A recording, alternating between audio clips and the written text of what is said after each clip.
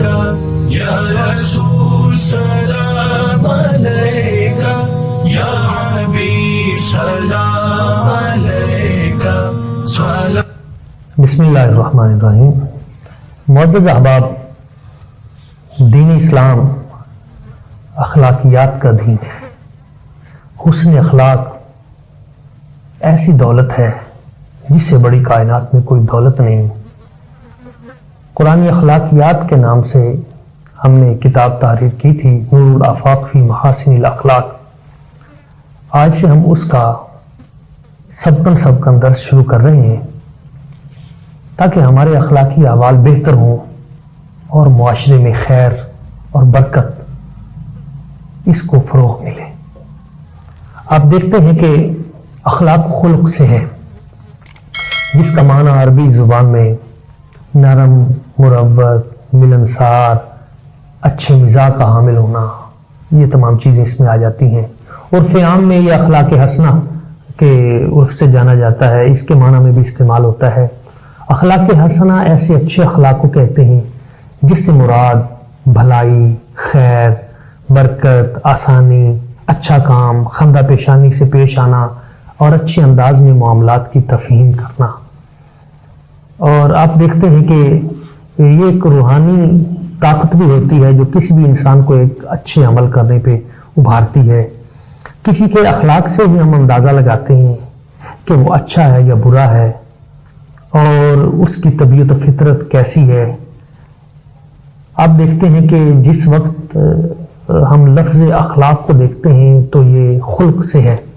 اگر خا کے اوپر زبر ہو، خلق، تو عمومی طور پہ اس کا معنی ہوتا ہے کہ عدم سے وجود میں لانا۔ جسم کی ظاہری بناوٹ کے حوالے سے بھی خلق کا لفظ استعمال ہوتا ہے، اور اس طرح خلق جو ہوتا ہے، خلقت، وہ بھی تخلیقی معاملات میں وہ لفظ بھی بولا جاتا ہے۔ اور یہ جو ہم اخلاقیات کا لفظ استعمال کرتے ہیں تو یہ خلق سے ہے، جس کا مطلب یہ ہوتا ہے جب خا کے اوپر پیش ہو تو اس کا مطلب ہوتا ہے انسان کی وہ طبعی اور جبلی صفات جن کا ادراک بصیرت کے ساتھ کیا جاتا ہے، اس کو ہم خلق کہتے ہیں۔ تو خلق کی جمع پھر ہم اخلاق کرتے ہیں۔ اور حسن اخلاق کیا ہے؟ حضرت عبداللہ بن مبارک آپ فرماتے ہیں بڑی خوبصورت بات، آپ فرماتے ہیں کہ لوگوں سے مسکراتے ہوئے ملنا، نیکی پھیلانا اور برے کاموں سے باز رہنا، یہ حسن اخلاق ہے۔ اور اس کی برکت کتنی ہے؟ حضرت سیدنا جابر رضی اللہ تعالیٰ عنہ آپ فرماتے ہیں نبی اکرم صلی اللہ علیہ وآلہ وسلم حضور نے ارشاد فرمایا، مجھے قیامت والے دن تم میں سے سب سے زیادہ محبوب وہ شخص ہوگا اور میرے سب سے زیادہ قریب بھی وہ ہوگا جو تم میں سے سب سے بہترین اخلاق کا حامل ہوگا، جس کے اخلاق اچھے ہوں گے۔ اور قیامت والے دن سب سے زیادہ مبغوض اور سب سے زیادہ دور وہ ہوگا جو متکبر ہوگا، یعنی تکبر و غرور اختیار کرنے والا۔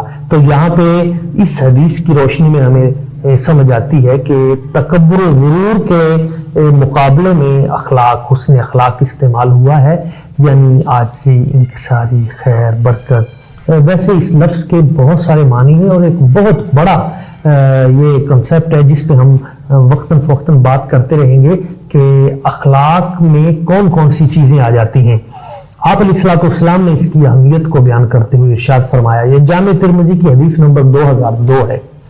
حضور نے فرمایا قیامت والے دن بندہ مومن کے میزان میں، اس کے ترازو میں سب سے وزنی عمل جو ہوگا وہ اس کے اچھے اخلاق ہوں گے، اخلاق حسنہ۔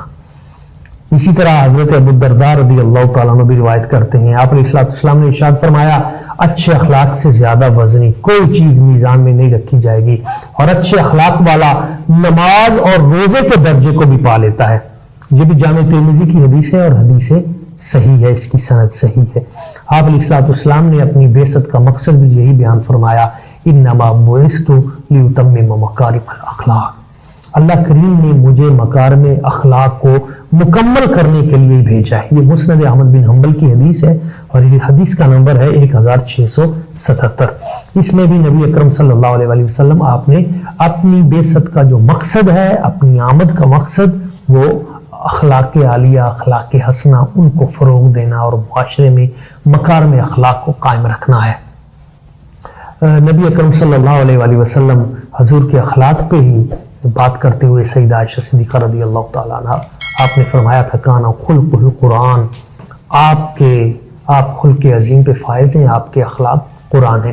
یعنی قرآن مجید میں جو اعلیٰ اخلاقی صفات اور اخلاقی معیارات ہیں وہ سارے کے سارے بدرجہ اتم جس ہستی میں موجود ہیں وہ ذات مصطفیٰ ہیں، اور ذات مصطفیٰ کریم صلی اللہ علیہ وسلم حضور کے جو افعال و کردار اور آپ کے اخلاق ہیں اللہ کریم نے انہیں قرآن مجید میں بیان فرما دیا اور قرآن بنا دیا۔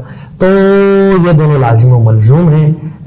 ہمیں چاہیے کہ ہم اپنے اخلاق کو بہتر کریں، اپنی نسلوں کے اخلاق کو بہتر کریں، اپنے معاشرے میں اچھے اخلاق کو رواج دیں۔ انشاءاللہ یہ ہمارا قرآنی اخلاقیات کا درس روزانہ